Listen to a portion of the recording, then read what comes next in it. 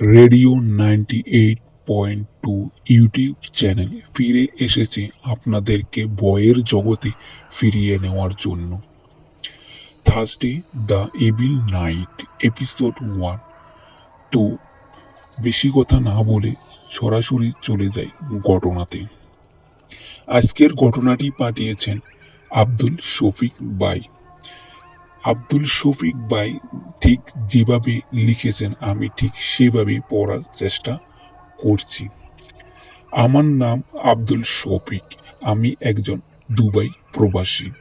আমি এবং আমার সাথে আরো 4 বাংলাদেশি সহ এক পাকিস্তানি ভাই আমরা একই সাথে দীর্ঘ 6 বছর যাবৎ একই রুমে বসবাস করে আসছি। তো আমাদের সাথে থাকা পাকিস্তানি ভাই উনি নাকি দীর্ঘ 8 বছর ধরে নিজ দেশ অর্থাৎ পাকিস্তানে একবারের জন্য ছুটিতে যান নাই। তো এই বিষয়টা নিয়ে আমি এবং আমার সাথে থাকা আরো 4 বাংলাদেশি আমরা হাসি তামাশা করতাম।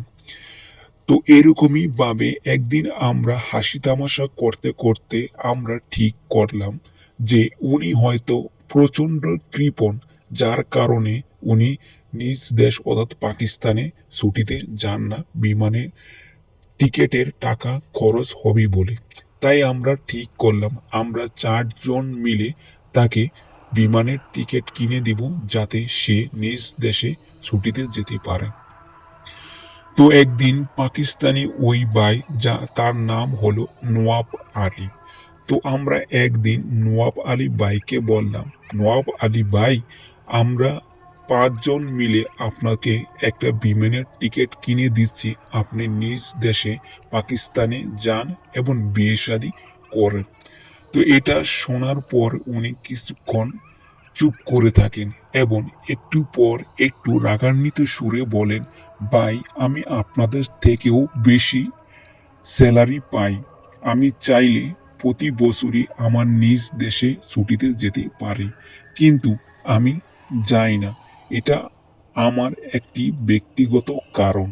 আমি একটা ঘটনা নিয়ে খুবই অনুতপ্ত, যার কারণে আমি আমার নিজের বাবা মা ভাইদেরকে নিজের চেহারা দেখাতে চাই না। তো কিন্তু আমি এই ঘটনাটি আপনাদেরকে বলতে পারবো না। ঠিক তখনই আমরা 5 জন নওয়াব আলী ভাইকে জোর করতে থাকলাম যে, ভাই, আমরা তো একটা ফ্যামিলি, একটা পরিবার, 6 বছর ধরে আমরা একসাথে আছি। আপনি যদি আমাদের সাথে শেয়ার না করেন তো আর কার সাথে শেয়ার করবেন? তো আমরা অনেক বোঝানোর পরও তিনি কিছুতেই বলতে রাজি হন না। তো আমাদের অনেক রিকোয়েস্টের পর তিনি বলতে রাজি হলেন। তো নওয়াব আলী ভাই যেভাবে বলছেন আমি ঠিক সেভাবেই লেখার চেষ্টা করছি। আমার নাম নওয়াব আলী। আমি পাকিস্তানের করাচি শহরে একটি মেকানিক দোকানে চাকরি করতাম। আমি বিভিন্ন অটো, সিএনজি, বাস, ট্রাকের মেরামত করতাম। তো এরকমই একটি ঈদের ছুটিতে আমি আমার নিজ গ্রামে ছুটিতে যাই ঈদ কাটানোর জন্য। তো ওইখানে যাওয়ার পর আমার নিজেরই গ্রামে একটি মেয়েকে দেখে আমার খুবই ভালো লাগে। এক কথায় বলেন, তাকে প্রথম দেখেই আমি প্রেমে পড়ে যাই। তো এরপর আমি বিভিন্নভাবে ওই মেয়েটার সাথে যোগাযোগ করতে চাই, কিন্তু আমি কোনোভাবেই পারতেছিলাম না। তো এরকমই ভাবে আমি ওই মেয়ের সম্পর্কে বিভিন্ন খোঁজ খবর নিতে থাকলাম। তো আমি একটা পর্যায়ে জানতে পারলাম যে তার নাম ফাতেমা মীর। তো আমি ফাতেমা মীরের বাড়ির আশেপাশে ঘোরাঘুরি করতে থাকলাম তাকে একটু দেখার জন্য। তো এরকম করতে করতে ঈদের ছুটি চলে যায়, কিন্তু আমি আর করাচিতে ফিরলাম না। ছুটি শেষ হওয়ার পর স্কুল কলেজ সবকিছু আবার নতুন করে শুরু হয়ে যায়। তো ফাতেমা মীর, সে আমাদেরই এলাকার একটি হাই স্কুলে ক্লাস 10 এর ছাত্রী। তো সে স্কুলে যায়, তো আমিও তার পিছু পিছু তার সাথে যাওয়া আসা যাওয়া শুরু করলাম। তো এরকমই একদিন সাহস করে তার সামনে গেলাম এবং তাকে আমার ভালোবাসাটা তার সামনে পেশ করলাম। কিন্তু সে আমাকে সরাসরি মানা করে দেয়। তো এরকম করতে থাকলো। এভাবে আমি আরো কয়েকবার তার সামনে যাই এবং আমার ভালোবাসার তাকে বোঝানোর চেষ্টা করি, কিন্তু সে বরাবরের মতোই আমাকে মানা করে দেয়। তো একটা পর্যায়ে আমি ঠিক করলাম এইভাবে না হলে অন্য উপায় হলো আমি তাকে জয় করতে চাই। তাই আমি এক কবিরাজের খোঁজ করতে থাকলাম। তো ঠিক সেরকমই আমি একটা খোঁজ পেলাম যে এক কবিরাজ আছে যিনি এরকম এই ধরনের কাজ করে থাকেন। তো আমি তার কাছে গেলাম। কবিরাজ বললেও ভুল হবে, তিনি একজন ইমাম। তো আমি তার কাছে গেলাম, বললাম, হুজুর, আমি একটি মেয়েকে ভালোবাসি, কিন্তু সে আমাকে কোনোভাবেই পছন্দ করে না। আমি তাকে পেতে চাই যে কোনো উপায়ে। তখন আমার কথা শুনে হুজুর সরাসরি মানা করে দেয়। তিনি বলেন তিনি এ ধরনের কাজ করতে পারবেন না। তখন আমি হুজুরকে 5,000 টাকা দিয়ে বলি, এটা অ্যাডভান্স, কাজটা করেন তো আরো 5,000 পাবেন। ঠিক তখনই হুজুর আমার কথায় রাজি হন এবং তিনি আমাকে কিছু কথা বলেন। বলেন যে এগুলো ছাড়া কোনোভাবেই হবে না।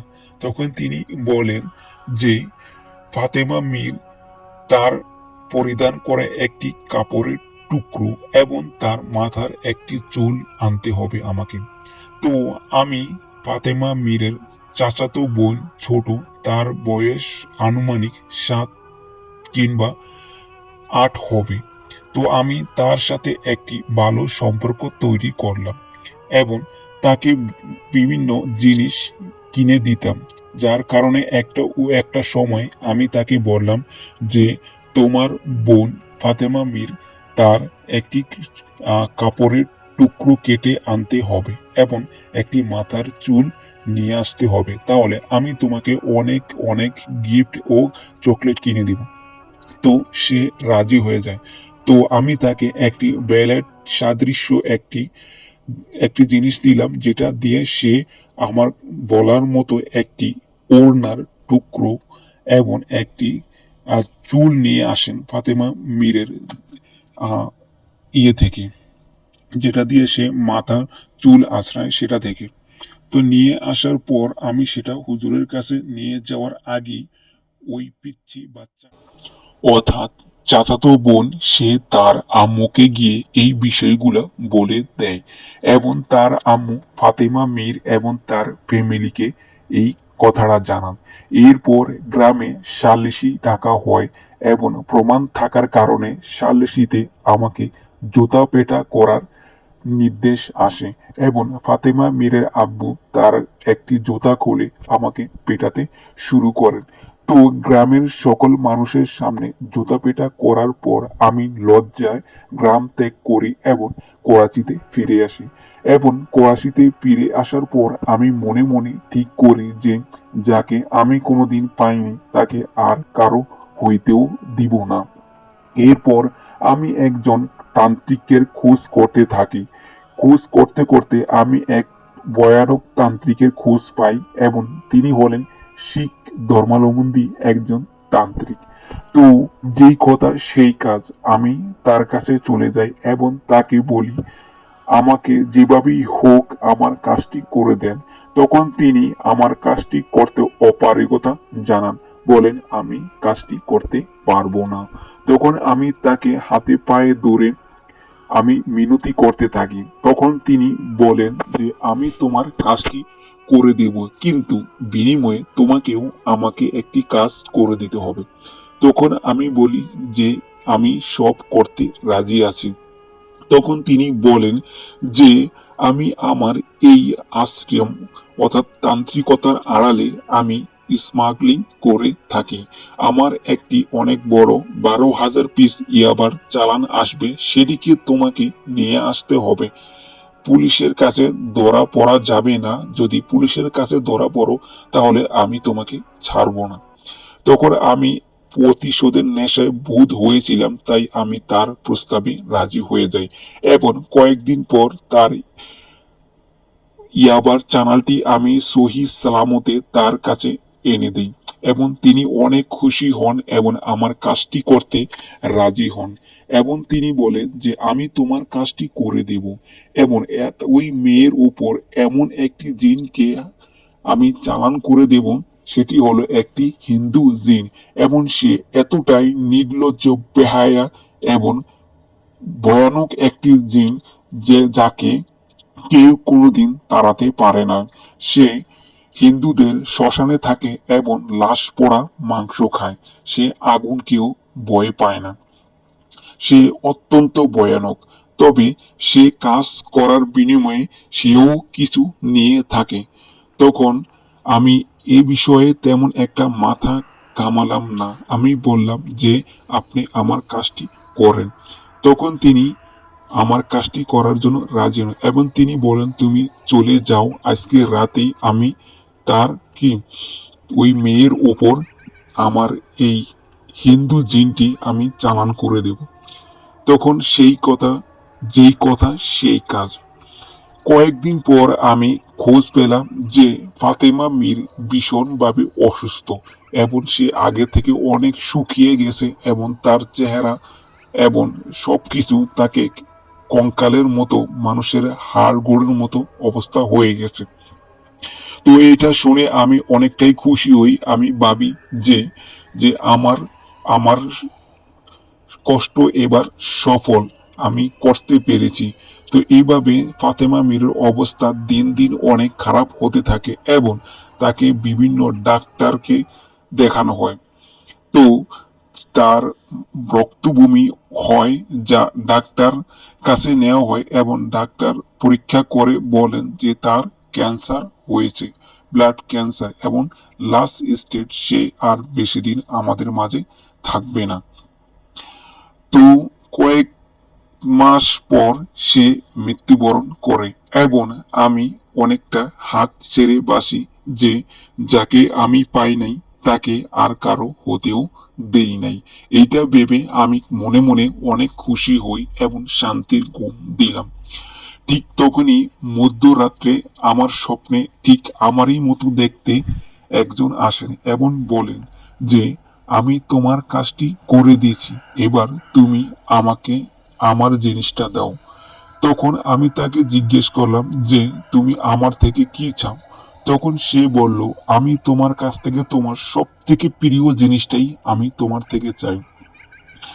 ঠিক তখনই আমি বললাম যে আমার সব থেকে প্রিয় জিনিস কোনটি। তখন সে বলল যে তুমি তোমার প্রিয় জিনিসটি তুমি নিজেই ভাবো যে কোনটি তোমার সব থেকে প্রিয় জিনিস। ঠিক তখনই আমার মনে পড়ে যে আমার সব থেকে প্রিয় হলো আমার ছোট বোন, যে আমার কলিজার টুকরা, আমার একটি মাত্র বোন। আমরা 3 ভাই, একটি মাত্র বোন। তখন আমি তাকে আমার প্রিয় জিনিসটি দেওয়ার জন্য আমি অপারগতা জানাই। আমি বলি যে আমি কোনো কিছু দিব না। তখন সে আমার উপর অনেক রাগান্বিত হয় এবং বলেন যে আমি কালকে আবার আসব। তুমি আজ তোমার হাতে একদিন আছে, তুমি ঠিক করো যে তুমি তোমার প্রিয় জিনিসটিকে আমার হাতে তুলে দিবে কি না। তখন আমি ভীষণ চিন্তায় পড়ে যাই এবং আমি চলে যাই সেই শিখ ধর্মাবলম্বী তান্ত্রিকের কাছে। আমি তাকে বলি যে সে আমার কাছ থেকে আমার প্রিয় জিনিস অর্থাৎ আমার ছোট বোনকে চায়।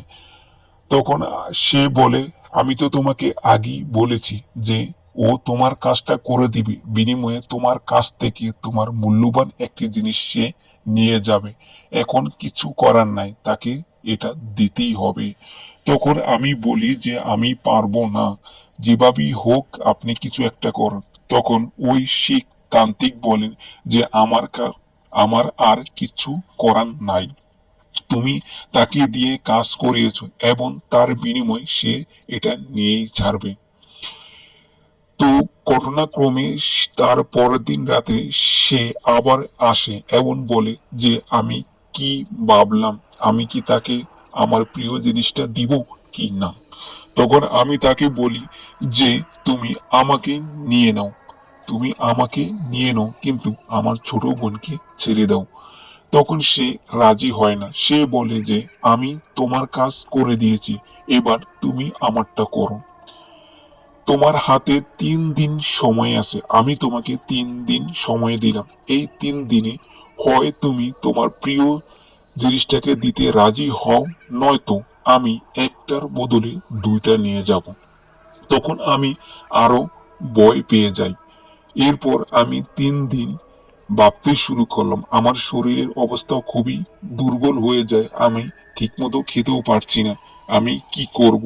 আমি আমার মাথায় একটাই চিন্তা যে আমি একজনের ক্ষতি করতে গিয়ে আমি আমার নিজেরই কত বড় ক্ষতি ডেকে নিয়ে আসছি। ঠিক 3 দিন পর সে আসে এবং বলে যে আমি কি দিতে রাজি। তখন আমি নিরুপায় হয়ে তাকে বলি যে নিয়ে যাও। কারণ আমি জানতাম যে আমি যদি তাকে না দিতাম তাহলে সে আমার হয়তো আমার মা অর্থাৎ আমার ছোট ভাইটাকে নিয়ে যাবে। কিন্তু আমি অনেক কান্নাকাটি করে তার কাছে অনুনয় বিনয় করতে থাকি। তুমি তো আমার ইচ্ছা পূরণ করেছো, তুমি আমার জীবনটাকে নিয়ে নাও, কিন্তু বিনিময়ে আমার ছোট বোনের জীবনটা আমাকে ভিক্ষা দাও। কিন্তু সে বলে আমি তোমার ইচ্ছা পূরণ করে দিয়েছি, এবার সময় এসে গেছে তুমি আমার ইচ্ছা পূরণ করো। আমি তো তোমাকে বলেছি যে তোমার সব থেকে প্রিয় জিনিসটাকে আমাকে দিতে হবে। তোমার সব থেকে প্রিয় জিনিস হলো তোমার বোন, তাই আমি এবার তাকে নিয়ে যাব। এই কথা বলে শয়তান চলে যায়। যেই কথা সেই কাজ। 2 দিন পরে আমার ছোট বোনটাকে কোথাও খুঁজে পাওয়া যায় না। সারা গ্রাম তন্ন তন্ন করে খোঁজা হয়, কিন্তু কোথাও তাকে খুঁজে পাওয়া যায় না, কোথাও তার অস্তিত্ব নেই। আমি বুঝতে পারলাম যে আমি কত বড় ভুল করেছি। আমি শয়তানের সাহারায় অন্যের ক্ষতি করতে গিয়ে আমি নিজের পায়ে নিজেই কুড়াল মেরেছি। কাকে বলি আমার এই কষ্টের কথা, যে আমি কি ভুল করেছি। এরপর আমি চলে যাই সেই তান্ত্রিকের কাছে। তাকে গিয়ে বলি যে যেভাবেই হোক আমার ছোট বোনটাকে ফিরিয়ে দে। কিন্তু তান্ত্রিক বলে সেটা আর কখনই সম্ভব না। সে তোমার বোনকে খেয়ে ফেলেছে এতক্ষণে, তাকে আর ফিরিয়ে আনা সম্ভব না। আমি বুঝতে পারি আমি কি করেছি। আমার নিজের জীবন নিজেকে দিয়ে দিতে ইচ্ছা করছে, শুধু বেঁচে আছি এটুকু ভেবে যে আমি যদি মরে যাই তাহলে আমার বাবা মা ভাইদেরকে কে দেখবে। আমি তো পরিবারের সব থেকে বড়, তারা তো আমার আশায় থাকে। আমি যদি না থাকি তাহলে তারা কি খাবে কি করবে, এইটা ভেবে আজও নিজেকে বাঁচিয়ে রেখেছি। আমি আমার বাবা মা মুখের দিকে তাকাতে পারছিলাম না, তাদের মুখের দিকে যখন তাকাই তখন আমার বুকটা ফেটে যায়। আমি আমার কষ্টটাকে আমি আর ধরে রাখতে পারছি না। তাই আমি ঠিক করলাম যে আমি পাকিস্তান ত্যাগ করব। এরপর আমি দুবাইতে চলে আসি। আজ 8 বছর হলো আমি দুবাইতে। ভালো চাকরি করছি, ভালো বেতন পাইতেছি, বাড়িতে ঠিকঠাক মতো টাকা পাঠাই, কিন্তু বাড়িতে যাওয়ার ইচ্ছা আর হয় না। কারণ কি করব, বাড়িতে গেলে তো আমার ছোট বোনের কথা মনে পড়ে যায়, যেই বোন যাকে আমি আমার কারণে হারিয়েছি। এই কথা বলে নওয়াব আলী ভাই কাঁদতে শুরু করেন। আমরা তাকে সান্ত্বনা দিলাম যে ভাই আপনি তো অনুতপ্ত হয়েছেন, আপনি আপনার ভুল স্বীকার করেছেন, আপনি আল্লাহর কাছে নামাজ পড়ে মাপ চান, তিনি যেন আপনাকে মাফ করে দেন। আমরা সবাই আপনার বোনের জন্য দোয়া করব, তাকে যেন আল্লাহ জান্নাতুল ফেরদাউস দান করেন। তো পরিশেষে একটা কথাই বলবো, কেউ কোনোদিন কালো জাদু, ব্ল্যাক ম্যাজিক এগুলা করার চেষ্টাও করবেন না। এগুলা করে কাউকে ক্ষতি করার চেষ্টাও করবেন না। মনে রাখবেন, শয়তান কখনই তার স্বার্থ ছাড়া কোনো কাজ করেন না। শয়তান আপনাকে যা দিবে তার থেকে দ্বিগুণ তা উসুল করে নিবে। এটাই হলো শয়তানের ধর্ম। তো এই ছিল আব্দুল শফিক ভাইয়ের পাঠানো ঘটনা। তো আশা করি আপনাদের কাছে অনেক ভালো লেগেছে। এটা একটি সত্য ঘটনা, অনেক মর্মান্তিক ঘটনা। তো ভালো লাগলে সবাই সাবস্ক্রাইব করবেন এবং একটি লাইক করে দিবেন অবশ্যই শফিক ভাইয়ের জন্য। আর আপনারা সবাই ঘটনা পাঠাবেন radio98.2 booth.email.com। তো সবাই এই ইমেইলে ঘটনা পাঠাবেন, আপনার জানা বা আপনার শোনা ঘটনাটি। লাইক দিয়ে আমাদের পাশে থাকবেন। আপনার একটি লাইকই আমাদেরকে সামনের দিকে এগিয়ে যেতে সহায়তা করবে, আমরা যাতে আপনাদেরকে বই এনে দিতে পারি। তো ভালো থাকবেন, সাথে থাকবেন, নিজের খেয়াল রাখবেন। আল্লাহ হাফিজ।